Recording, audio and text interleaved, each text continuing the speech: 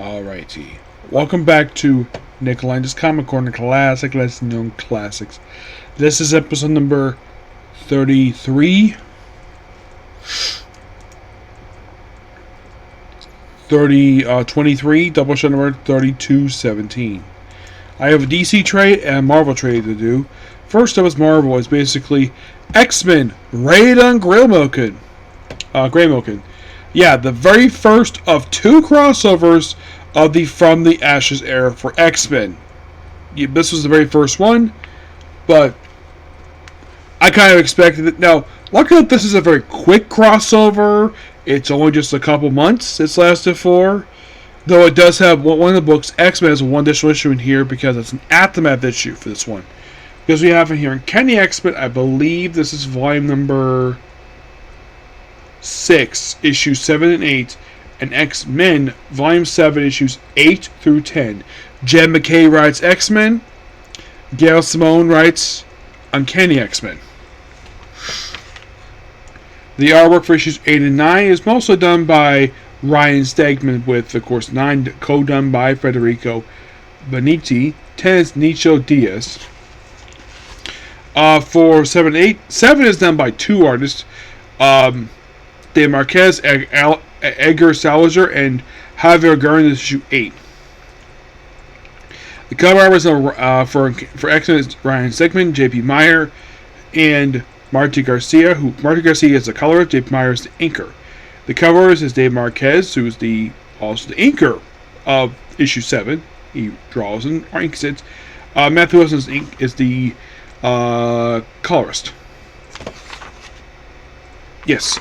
So we started out with Beast waking up in a jail. So he was basically kidnapped here from the previous issue, by the way, by the forces who run the Graymalkin prison, aka the former Xavier Institute. And meanwhile, the factory, Scott is not happy with the fact that Beast has been taken. Also, and I had pointed this out maybe about this, it's about Cyclops' physique.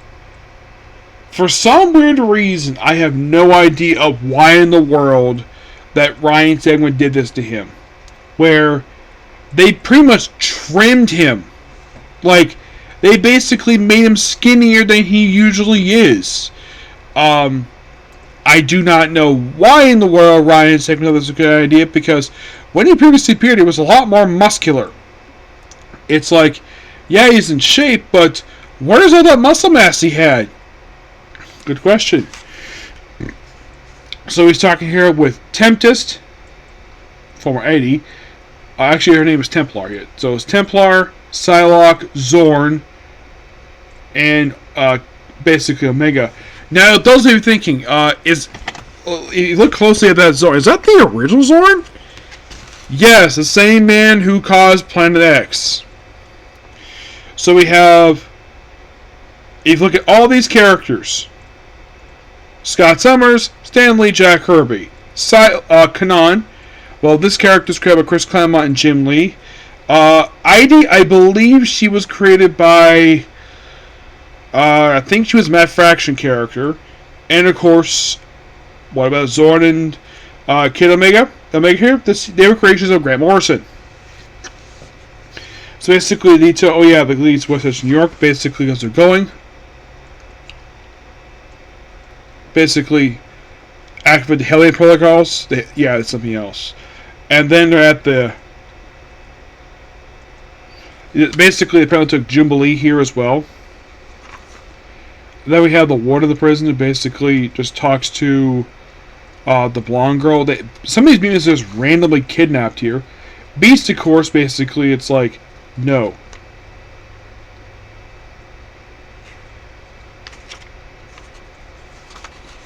Yeah. And of course, spits blood like, is all you got, Screw? If he's tracking X-Men, why not? Why not fully grown one? Alaska and Louisiana, do you believe we all look alike to you? Guards, it's time for our jubilation. Kill the next mutant who moves. And let's get this repel activism what he wants. And he hits him again. Multiple times. And then the prison's attacked.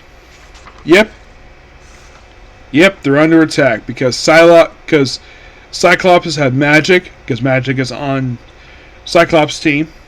Like Earthquake, then we have Psylocke, Templar, and Kanan, basically, aka Psylocke, basically come in to get Beast.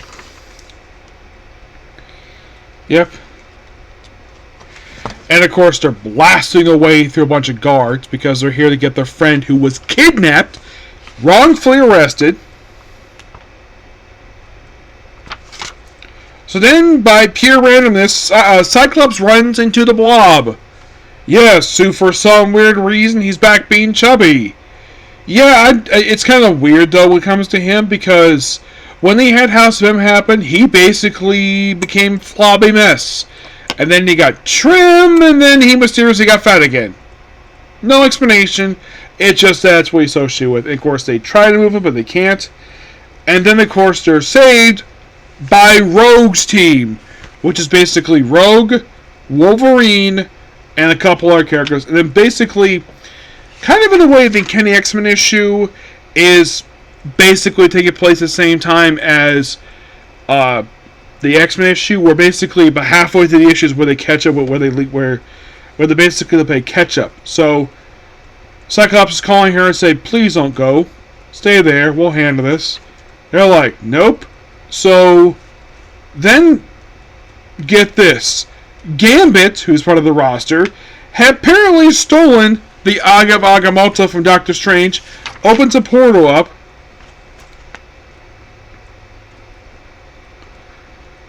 Yeah. And of course, Jubilee dares say something to her, and of course, she gets attacked. And then you have Juggernaut, and of course, then at this point, we have Cyclops, Psylocke, and Templar beaming in, which is basically about partway into the issue. And of course, we have this blonde girl coming out. Don't know who she is. So we have the Juggernaut basically bust through the gate.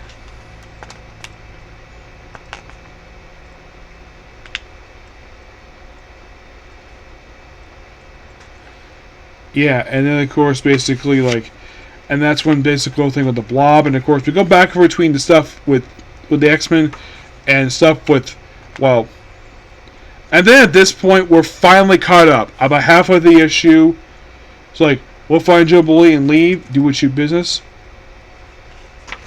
Yep. And Cyclops wants all the mutants in this prison. Of course, he does point out later on, he does not want Charles Xavier because of stuff he did, but he does want all the rest of the mutants.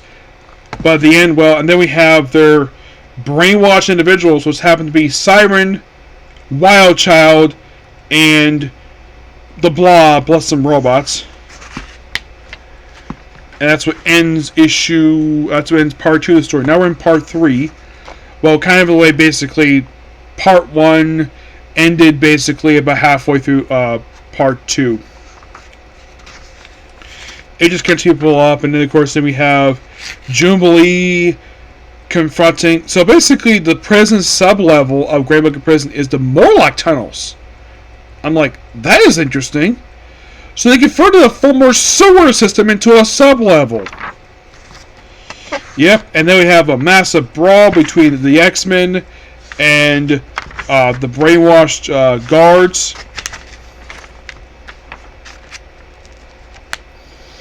Sound dogs are new.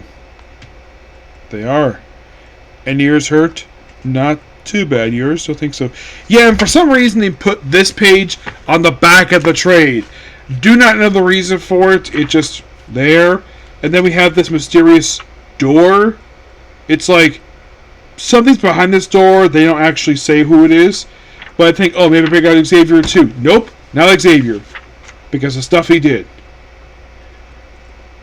Because also he made him murder a crew right in front of him. And of course, they get into disagreement, of course. Wolverine basically puts up the guy who's supposed to be the same level as Charles Xavier. And then, so they finally found out who's behind the door, and it's Charles Xavier himself, who has not been seen at this point since X-Men's Uncanny X-Men 100. He's been locked up here, and this Uncanny X-Men 8, this actually was the final part of the story, and X-Men 10 was actually the aftermath. Yep. So the whole thing is basically this guy called Survey, who's like on Xavier's level. They battle him for a while, and of course you have where they kind of, in a way, are winning, and then we have this sort of mentor between Xavier and Strubby.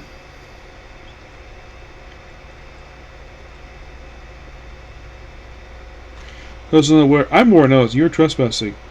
What you want, Slee? I freaking hate what you've done with the place.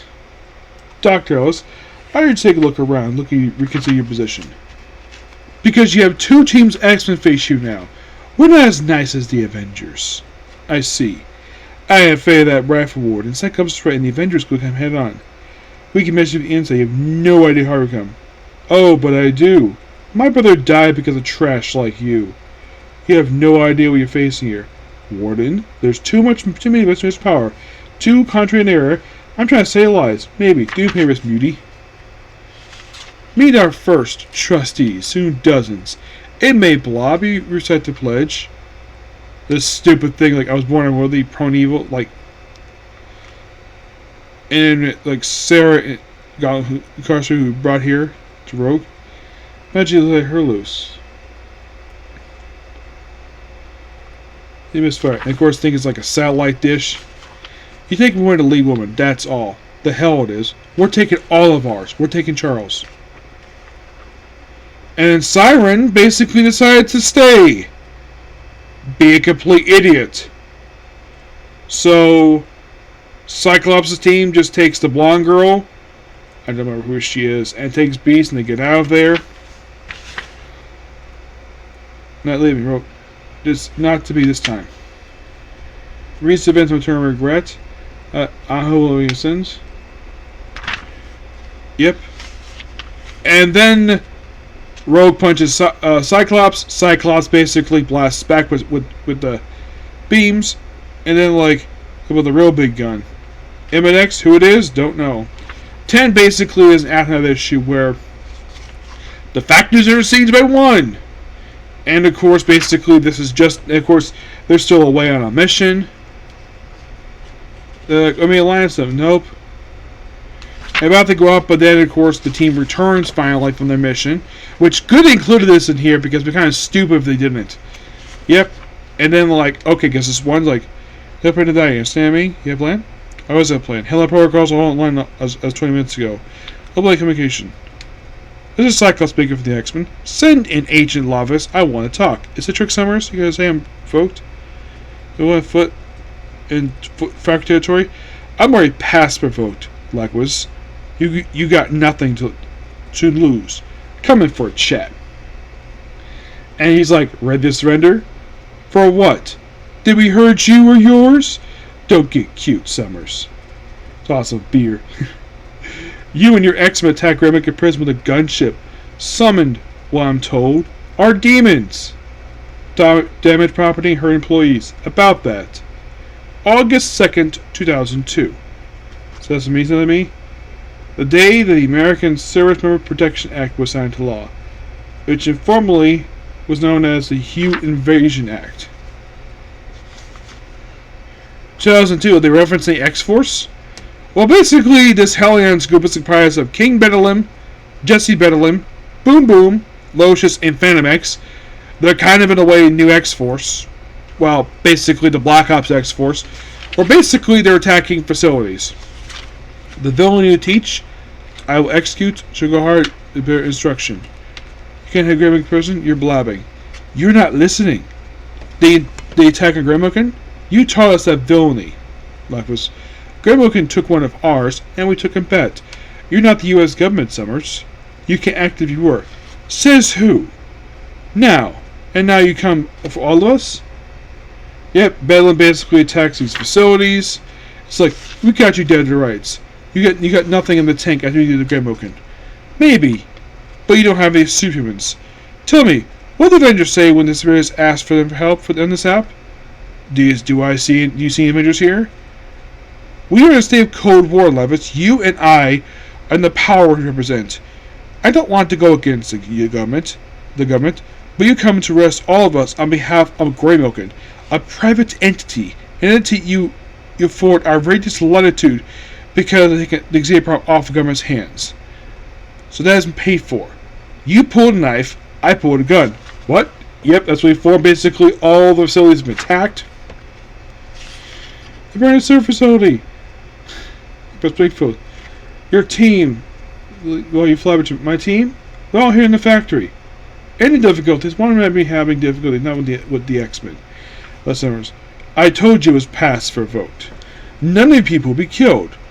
The destruction of mineral will be astronomical.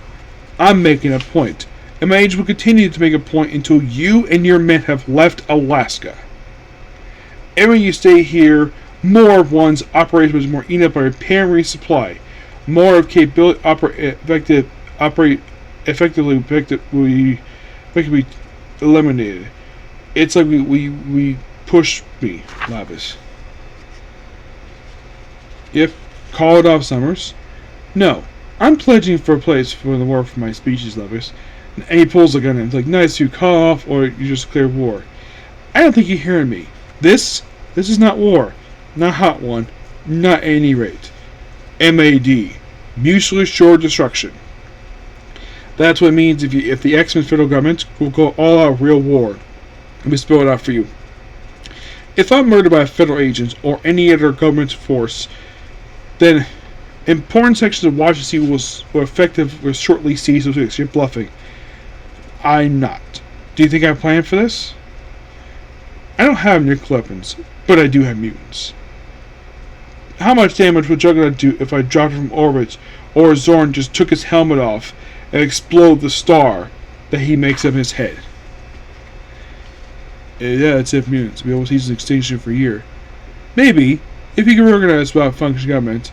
How long until states begin this to see before foreign powers come sniffing around, letting choose an emergency and not leaving? Like you said, I won't see the zero. You kill people. This is how brinkmanship works. I'm making your case for you. So you can take it back to your boss and tell them how much, no matter how much they want to kill me, and I know they do, it's not worth it. Because I've been ready to die for the mutant cause. I was 14. I have done several times here, long and short of it. If any of you have murdered, then my wife will know. She will grieve. And then the Phoenix will return to Earth for vengeance. And I don't know if the plan will survive that. So yes, I will throw every institution of this nation, if that's what takes to get you to listen to me. Because I am looking out for you, all of you. I'll go. I'll tell them. This isn't over. It never is.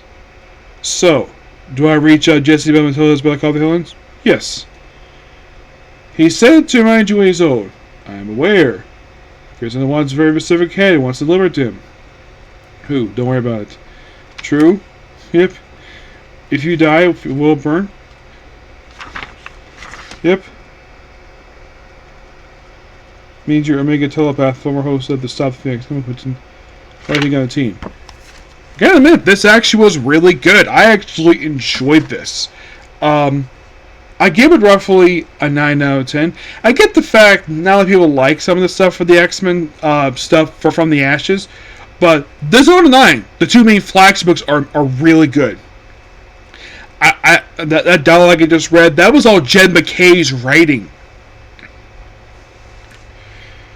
Shows the fact, yes, Cyclops is basically standing up for himself. He is not to be bullied by one. Those of you curious, one was not originally an organization of hunting mutants like they are nowadays. Originally, they were meant to protect mutants until the director was murdered.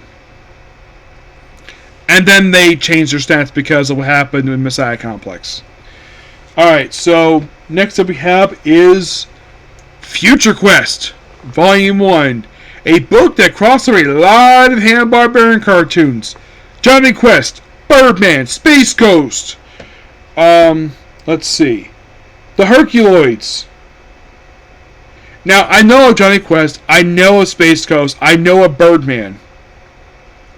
Herculoids, I'm not familiar with. Of course, Johnny Quest, I've only seen the second cartoon. I've seen like a clips of the original.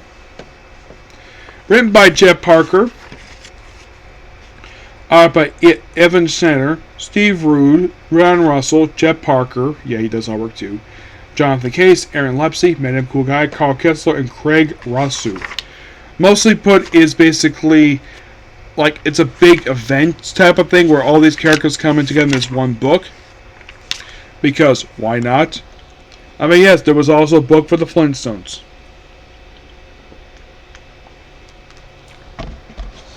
There was also a book for the Jetsons, which that was a miniseries. Like, I mean, the one book a lot of people didn't like very much was Scooby Apocalypse. And that was meant to be a reunion of the JLI creative team, but Kevin McGuire left the book because of reasons. And actually, that was just like 3000 was like that. Yes, because Jim Lee did the artwork for that one. So we just basically have all the characters interact with each other, preparing for this big epic story. I gotta admit, this book is just purely fun. Like, if you're a fan of these characters, yes, the book itself lasted 12 issues, obviously, but there's on the line this book is really good. And I give this book a 10 out of 10. Because Space Ghost is very much basically they're trying to fight up some villains. It's basically a crossover story, but it lasts 12 issues. Now, I kind of get maybe the reason why it ended 12 issues because, yeah, people know who Johnny Quest is. He's a familiar character. People know who he is. Space Ghost. People know who he is. He has a comic published by Dynamite right now by Dave Purpose. But a lot of the other Hanna-Barbera characters, like, you can probably find these cartoons on the Max streaming service, obviously.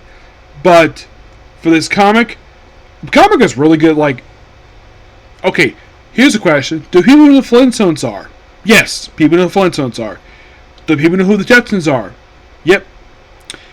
For Scooby Pocket, people know who the Scooby characters, obviously. But for the characters here, the only characters who appear in this book that people do know about is Johnny Quest, people who are around my age. I remember Johnny Quest and Space Ghost. A lot of the other ones, like, you have to be much older than I am to know who the Hercules are or Birdman. Birdman, I kind of know who he is. Those of you curious about Birdman, okay, so that is him. He is basically the best way to describe him, from what I can tell by looking at him. He is basically Hanna-Barbera's version of Hawkman. Basically, he's kind of like a super he's guy on base. But, really good here. Okay, so that's pretty much it for the video. Please be sure to like, comment, subscribe, turn notifications. Next up, Scoop It Up by Aesthetic Adventure. Okay, next video. Bye.